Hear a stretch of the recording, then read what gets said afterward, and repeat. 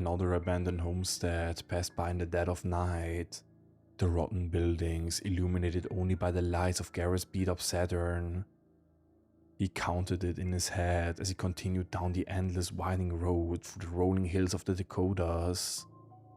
Along the way, he passed a sign informing him that he was now entering the reservation.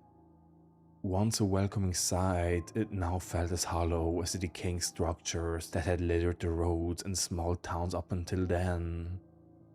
He could already hear his father-in-law warning him to be careful when driving onto the rest at night. But that didn't matter anymore. At this point, the trip was formality, a ritual. He knew the route, and he knew the better places to stop. He'd spend the night somewhere decent and finish his journey in the morning before returning back to what now passed as his home. His car forced itself uphill and through the steep curve of the cracked road, the engine gripping as if it was as tired of this journey as he was. Thankfully, Fort Ridge wasn't too far ahead. It was another 15 minutes of driving in darkness and silence before he made his way past the faded homes on the outskirts. Gareth gave cursory glances to his surroundings, the few working street lamps illuminating the empty streets and closed buildings. The grill was closed for the night, and the bar lacked so much as one vehicle in front of it. Not a single person stirred, and even after rolling down the windows, he didn't hear so much as a stray dog howling in the void. He sighed. Had it really been so long since last he came this way? Or was it always like this and he had just never noticed? No matter, there wasn't anywhere to stay in town itself. All his in-laws had moved to other towns or off the reservation altogether. He'd drive the extra few minutes to the casino and stop there for the night. The large, looming block of a building revealed itself to him some turns later. The large sign proudly proclaiming its name next to where the town ended and the highway began again. The casino also looked oddly empty, but at least he saw some cars present and enough light to soothe any doubts he had. The casino's nearby gas station was also lit up, a practical mecca of illumination after the suffocating blackness he'd been coping with for the past several hours. He pulled into the station, stopping by the pumps before getting out to stretch his legs. Nothing but wind blowing across the prairie, coupled with a hidden speaker bleaching out tinny music. He was about to fill up his car, but stopped at the sight of the touchscreen monstrosity that had replaced the original gas pump. What exactly had been wrong with the usual buttons and the credit card slots that the casino had decided that they needed to be extravagant? He was not dealing with this. Too tired, too drained, and too empty. He walked to the front doors of the gas station and went inside. The door chime chirped out as he stepped into a fluorescent lit haven of snacks and sodas. Everything stocked and tidy, but the front desk unmanned. "Hello?" he called out, ruffling his unkempt blonde hair to scratch an itch. "Is anyone there? I need $20 on the pump." But there was no response. Gareth walked further into the store, letting the door shut behind him as he moved to look down the hallway towards the bathroom. "Not trying to rush you. I just don't want to have to deal with the touchscreen. It's been a long night." Still nothing. Just the easy listening playing at its muted volume. "Never mind," he called out, turning around and going back out the door to the same chime. Perhaps if it was earlier in the day, he would have been concerned, but this late at night he just wanted a hotel room with a bed so he could throw himself onto it. He moved up to the touchscreen, doing his best to figure out how it worked and what magic needed to be performed to get the gas flowing. A few more minutes and $20 later, the Saturn was ready for the trip tomorrow, He returned the nozzle to its holder and pulled himself into the car, the thought of a bed growing ever more prevalent in his mind. He started the car and moved away from the pump, sparing one more glance back. In the window, he could see a shape, a dark figure hidden behind the glass of the gas station, features obscured as it seemed to be watching him. Perhaps the attendant was there after all, Garrett thought, too busy in the back or on his break, or otherwise unwilling to help a customer with something they could eventually figure out on their own. He waved to the shape as he turned his car around and moved away from the gas station. When he looked behind him, the figure had vanished from the window.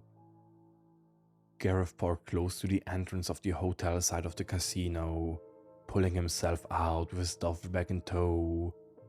Countless stars lit up the night sky above him, but he still heard nothing beyond the constant wind racing across the landscape.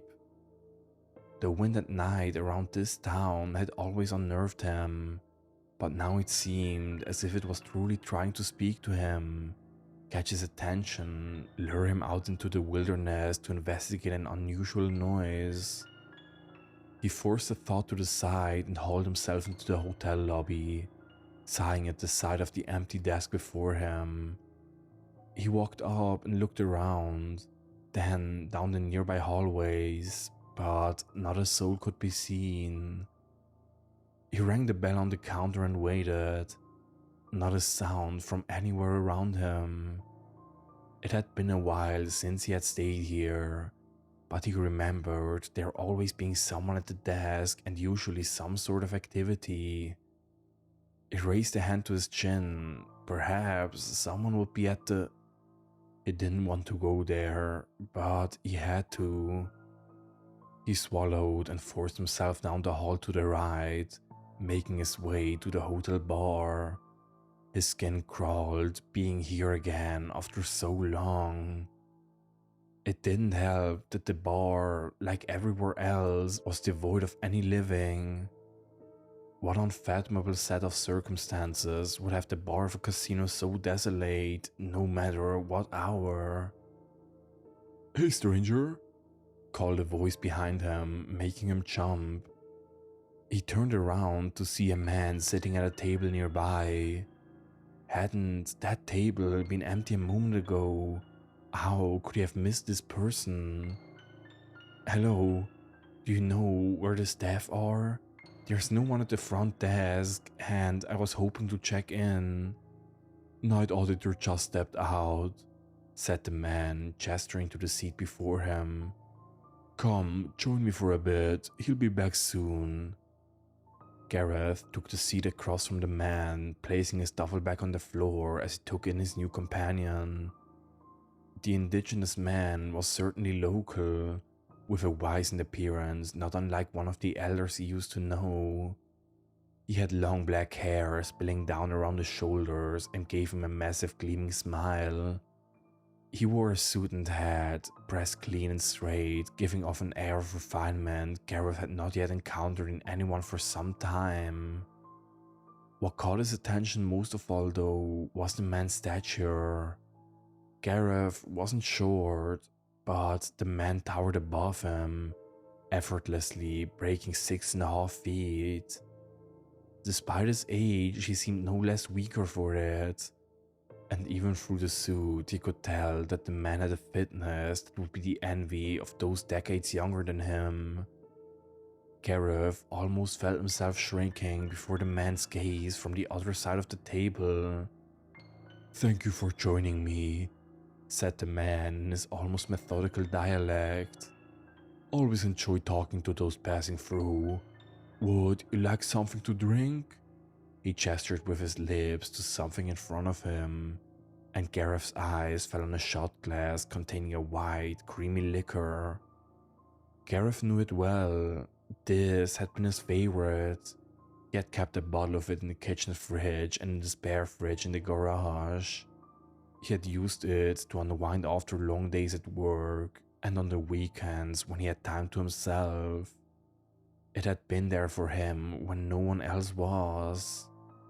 He hadn't tasted it in a year though. "I don't drink," he said. "My mistake," said the man. "Hope you don't mind." He took Gareth's shot as well as the one before himself and downed both. "Can't let it go to waste." He extended a hand. "Call me Mr. Blackwater." "Gareth," he replied, shaking the man's clammy hand. "Why is there no one here?" "This town's been in an odd state for a while," said Blackwater, releasing his tight grip and reclining. "Tough times, casino's not doing as well as it used to. More stores are closing, and it's all weighing on everyone even more." He grinned. "But so long as my town stands, I have a plan." "Your town?" Gareth asked. "Are you on the council?" Blackwater chuckled. "No," he said, shaking his head. "I'm not for politics. I'm an entrepreneur, and soon this town will be spearheading something that will take the Midwest and beyond by storm." He reached into his coat and pulled out something from the inside, its form and the clothing somehow hidden from Gareth's view. He handed it to Gareth, who found himself looking at a long can, a grape-flavored concoction courtesy of Blackwater Beverages. "Energy drinks?" Gareth asked. "All the rage," said Blackwater. "College kids cramming for exams, office workers pulling in all-nighters. Everyone will be drinking these. I have a natural recipe that makes them big brands taste like nothing but sugar with chemicals, and I can sell these cheaper." He waved a hand at him. "Take it, I've got plenty more. One of those will get you where you need to go, hopefully not far." Gareth took the can, but didn't open it. Far too late to even be trying it, as appealing as it looked. "Thank you so much," he said. "Thankfully, I don't have much further to go, just going up north past St. Kobe's." Blackwater's smile faded. "I see," he said. "Well, hopefully it helps you through the day." He got up from his chair and tipped his hat. "I'll be going. Tonight's the start of something big around here. I can feel it as surely as I do my own time coming." "You aren't staying here?" asked Gareth. "I just come here for the travelers," said Blackwater. "You have a good night, Gareth Lalamont." And without another word, he turned around and walked off, whistling to himself as he made his way into the lobby. Gareth shuddered. A man who would whistle at night on a reservation either had no fear or was one to be feared. Then it hit him. "Wait," said Gareth, getting up from his seat to pursue the man. "I didn't tell you my last name." He burst out of the bar into the lobby, but it was as empty as when he had first came in. He looked around, but the man was nowhere to be seen. Gareth eyed the energy drink in his hand and stuffed it into his coat pocket before returning to the bar to grab his duffel bag. He spared another glance for the shot glass left there, tiny degrees of the liquor still left in them. A part of him he hadn't felt in a year stirred, aching and pining. Never mind staying the night here. He had gas, he'd just drive the rest of the distance, pick some place secluded and sleep in the car. At this point, he'd rather take his chances out in the middle of nowhere than spend one more minute in this town. At least in the rolling fields, he wouldn't have this temptation within walking distance. He moved back into the lobby and stopped. A figure stood just inside the doors. It was a young man, early 20s, dressed in the uniform of one of the casino's gas station attendants.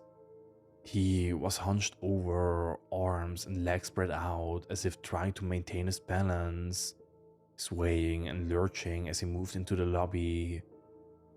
Gareth clung to the strap of his duffel bag, eyes locked onto the young man who threw himself closer one step at a time. The young man ceased, then gagged, a stream of black, vicious fluid erupting from his mouth onto the floor in front of him. Gareth yelped and jumped back, bumping up against the counter as he continued to stare at what was unfolding in front of him. The man somehow found more to spew out of himself before pulling his head back and glancing back at Gareth. The same black fluid blanketed the man's face in glistening, oily strings coming from his eyes, down his nose, and out of the corners of his mouth. The stench of the rank fluid stung Gareth's nose, like a mixture of bile and running corpses someone had utterly failed to clean up. The man heaved, hands shooting before him as he launched himself at Gareth.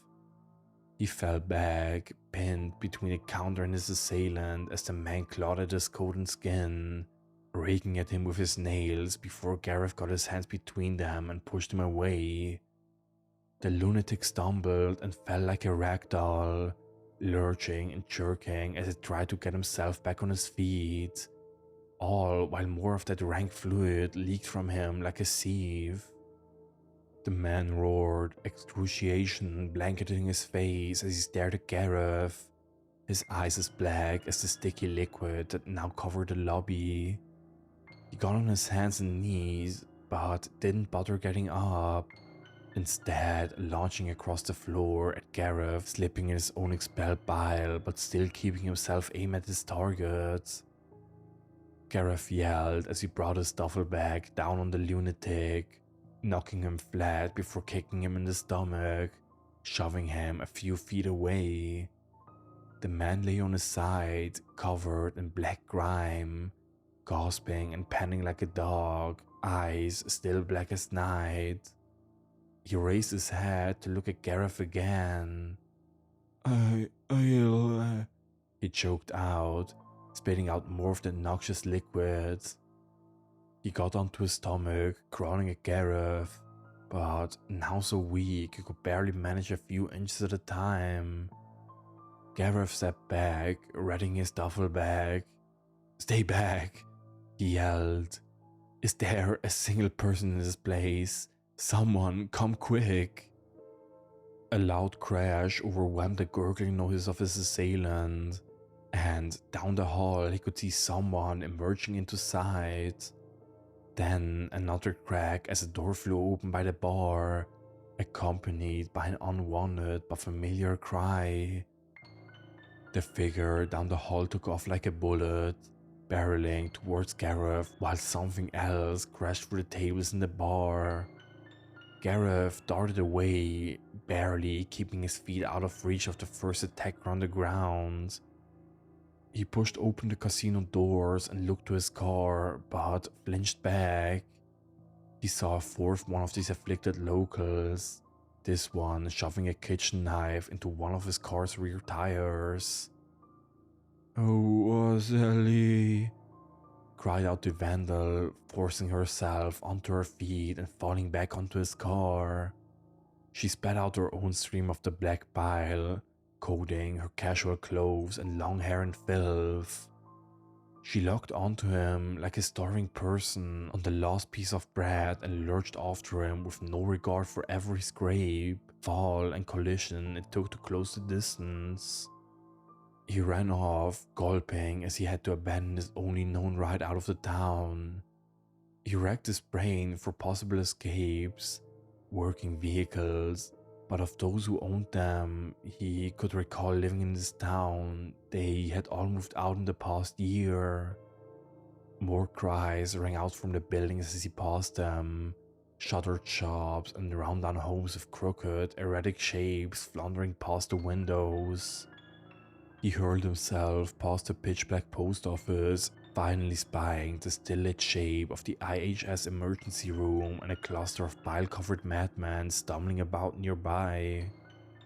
He darted into the alleyway that went around behind it, getting into cover before finally falling against the wall, gasping for air as the world around him felt like ice. Before he had a chance to calm himself though, he heard something vomit nearby. He covered his mouth, trying to stomach the decaying stench that seemed to cling more to the town by the minute. At the front of the alleyway stood another one of the lunatics, barely into his 30s from what he could tell. So plastered with whatever that fluid was, Gareth couldn't even tell what he had been wearing. The lurker shot his head around, face pulled back as if looking for his own lost child, hyperventilating in the cold night. Gareth opened his coat, pulling out the energy drink given to him by Mr. Blackwater. He was still hidden by the darkness of the alleyway, but if he could draw the man's attention with a distraction, it might help keep them off his trail, at least for a bit. He threw the can out of the alleyway, it landing on the road nearby and exploding. Sizzling, dark liquid sprayed everywhere and the afflicted's head shot towards the noise, fixing on it like a cat on a mouse. He jumped forward, landing face first in the sugary concoction, lifting his scraped and bleeding face up enough to let him lick at the ground. A stampede erupted from the other end of the clinic as the mob that had been by the front doors came down to the bottle of energy drink, each scrambling in a desperate race for every drop. Gareth took the opportunity to move himself deeper into the alleyway, rather than risking even one of them spying him if he made a dash for the door. By the time the madman had finished with the bottle, leaving the one unfortunate enough to be there first broken and ripped apart, Gareth shuddered as he walked to where he remembered the back door being. Memories flooded back, him waiting in the alley by the back door, something hidden in his pocket. She came out the bag, still dressed in her work uniform. He took her hand and led her to his car. He had a surprise dinner for her at the local bar and grill where they had gone on their first date. He remembered the last time he saw her wearing that ring. He shook his head, forcing the thoughts away and focusing on the horrors he could now hear all around him. They still took up the night air, not so much as a cricket making noise alongside them. The repeated gargles, each forced out as if it was a matter of life or death. What was the disgusting fluid pouring out of them from wherever it could? And how had an energy drink just saved his life? "What did you give me, Blackwater?" he muttered out loud, a shiver going up his spine. And despite the alleyway being empty, it felt like something was filling in around him. Any longer out here and he'd lose his cool again. He got to the back door, locked. He tried it a couple more times, but it wouldn't budge. No windows near him, but the noise of breaking one would possibly attract the afflicted. The alleyway led to where it connected to some houses, but all too likely those now held people like those prowling the streets with a greater tenacity than any other stray dogs ever had. He sighed, stepping away from the door. For all he knew, the clinic was also overrun. He tried his cell phone, but no service. The power poles were still up. If he could get in somewhere, maybe he could get out a call while waiting for morning. He stopped himself there. Calling wouldn't help. The emergency services couldn't possibly be working, and he didn't have anyone he knew he could call that would answer. He looked at the door again, and off to the side you could see a glowing red dot just below the roof. The clinic must have finally installed a security camera. He walked out to where it seemed to be pointed and waved his arm. "Hey," he said as loud as he dared. "Is there anyone inside? I'm not afflicted. I just need a place to hide." He waited, looking up at the red dots. Nothing. Then the red dot moved to the left. Another dot appeared and moved in tandem with the first before both angled down. And Gareth shrank as something made of the shadow stepped forward. Its glowing eyes the only light that its form didn't absorb. It was as if the entity was a void, a gap where the world had been torn out with nothing left. It towered over him, closing the distance in a single stride before reaching forward with a hand black as pitch. Gareth yelped and darted away before the shadow could grab him. Running down the alleyway, he made it to the intersection just to see it standing at the end of the path back onto the street, like it had been waiting for him. He dashed down the other path, but it wasn't long before the shadow stepped out of another patch of darkness to block his way. He turned back, but it was there as well, just as far away as it had been the other part of the alley. He looked down the third path of the intersection, then the fourth, but the shadow beat him there every time, ambling toward him as if it was out for a nightly scroll. His eyes landed on the back door of the closest house. He charged up to it and tried the knob. Locked. He tried again and again. The shadow was just behind him. It was too late to break a window, and it would just follow him in. He tried in vain as the shadow reached its hand out towards him, palm going for his shoulder. The door clicked and unlocked, and he barged in, nearly barreling over a young teen who shouted the moment he was inside. Gareth's momentum carried him off his feet and onto the floor, where he gasped for air before getting his legs under him. "You picked the wrong town to have car troubles in, Waishu," said the teen, looking down at him while holding a tire iron. The young man looked to barely be in high school, eyes wide with heavy circles under them. "Thank you so much," Gareth wheezed as he stood up. "What on earth is happening? What was that?" "Grandpa can explain it better," said the teen. He gestured to the doorway leading out of the kitchen. Gareth followed past the hanging blanket, entering a Spartan living room with several children lying about, stirring from their slumber on the floor to regard the stranger now in their home. Candles burned on the shelves and end tables throughout the rooms. The windows were boarded up with every last bit of scrap wood that could be spared, hiding the sight of the outside world. The strong smell of incense hung in the air. Gareth recognized the scent of sage. "Grandpa," said the teen, talking to an old man Gareth just now saw alone in a chair in a corner of the room. "This one nearly got grabbed by him." The old man got up, regarding Gareth before raising an eyebrow. "Haven't seen you for some time here, Gareth," he said. "Not for a year, Shane," said Gareth, hanging his head.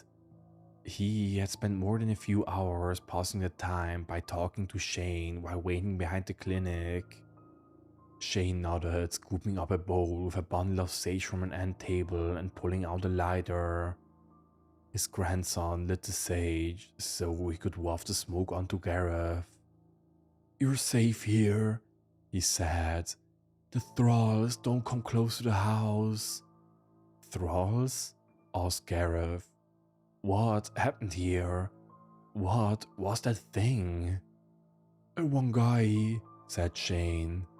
"A bad spirit, a poison that seeped into this town like so many others. But he's older than the town. I don't know when he first started appearing, but now this town is his." "When?"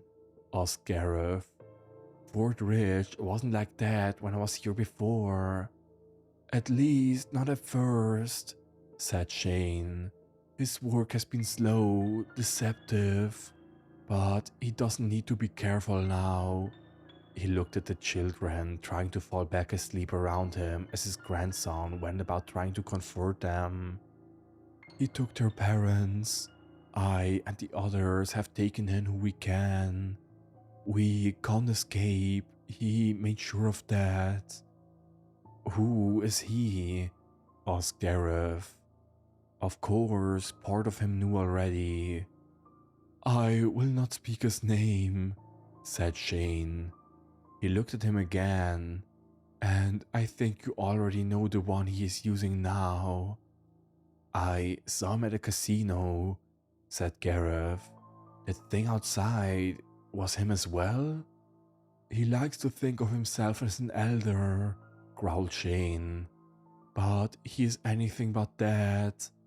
I am glad he spared you, but I can't imagine what he did. Because he and I are old friends, came a voice from behind them. Everyone jumped and some of the children shrieked before quieting themselves as Gareth and Shane backed into the center, arms spread wide as if to protect those around them. Out of the darkness of the hall stepped the same Blackwater Gareth had met at the casino, the shadows coalescing into formless shape he had taken there. His glowing red eyes turned black like cooling coals, save when the light caught them. Blackwater made a show of bowing to them all. Such hard words about my work. It's not been easy. Leave this place, growled Shane. I will not let you hurt these children. He stepped forward but stayed within the living room, not daring to step into the hall where Blackwater loomed. Foolish one, said Blackwater, shaking his head. You know, I don't want to harm them. They've all seen what you did to their parents, said Shane. What hope did their parents have? Asked Blackwater. The town crumbling, everything weighing on them, the loss of all they cherished, no relief in sight. I offered a complacency. He extended his hand, and in between his long fingers was another can of the beverage he had been peddling. My latest balm for their wounds was relished by them, just as it will be by countless more. Though I do admit I prefer other drinks. He looked up at Gareth, grinning. This one knows well how much they can help. I don't know you, said Gareth. Yet he did. I was there for you when you needed me 1 year ago, said Blackwater. I helped take the pain away for you. You were why I needed the pain taken away, yelled Gareth. Memories kept assaulting him. Being shaken as morning light came in. Meeting with all those people. Looking at those he had called family and seeing the disgust and shame in their faces. And the pain is still there, said Blackwater. This will help curb it, and you won't break the promise you made. You are not welcome here, Wanagi, interrupted Shane. Leave now. You know, young one, he said to Shane. I know the children here want to see their parents again. I could make that happen. They are also thankful to me. They have to be. And I don't think a little sage will make them think twice about coming in. Gareth heard the voices of the thralls in his head. The garbled, slurred words that had spilled out of their mouths like the stream of black bile. I need help. Help me. You must help me. Don't, Blackwater, said Gareth, stepping ahead of Shane. What do you even want? It's what you want I'm interested in, said Blackwater, grinning down at him. You want closure. You want peace. You want the guilt to go away. He extended his other hand, and Garen found his, rising to meet it. He struggled to move, fighting against the urge. It was as if something inside him pushed against his flesh, forcing his arm up. "Don't, Gareth," said Shane. "You know what he really is." "Everyone knows what I really am," said Blackwater, chuckling. Yet so many willingly come into the clutches of the tall man. His hand darted forward, grabbing Gareth's like a bear trap, and everything turned black. Color came into the world a second later, the darkness falling away like a curtain. Gareth stood on top of a hill, left reeling from how he had appeared there. A small, abandoned farmhouse stood off in the distance, St. Colby's cemetery just visible past it. The stars gave barely enough light for him to see around him, and to see the gravestones right before him on the hill, the same hill where he and Lynette had played so many times, the hill they'd shared their first kiss on, the hill where they had celebrated his proposal, and the hill where he had buried her. That night a year ago, he should have known. He had seen the holes in the crooks of her elbows, her withering away, rotting like the town she had cared so much about. The town he had agreed to move in with her instead of staying in the city just past the borders of the reservation. Everything had been eating away at them for those past few years. But while she found her escape with a needle, he had found it with a bottle.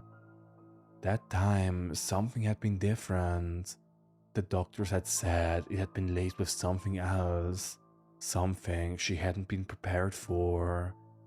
She had died in her dead mother's farmhouse, helpless, all the while she had been passed out on the floor beside her. It wasn't until the next morning when her sister had come by that he had awoken. A year ago exactly. He looked at the gravestone before him, the light from the stars blocked out by the looming shape at his side.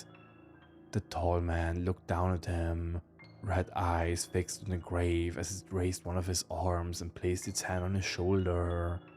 Not the piercing grip of a ruthless predator, but the comforting gesture of a loved one. "It's a beautiful place," said the tall man.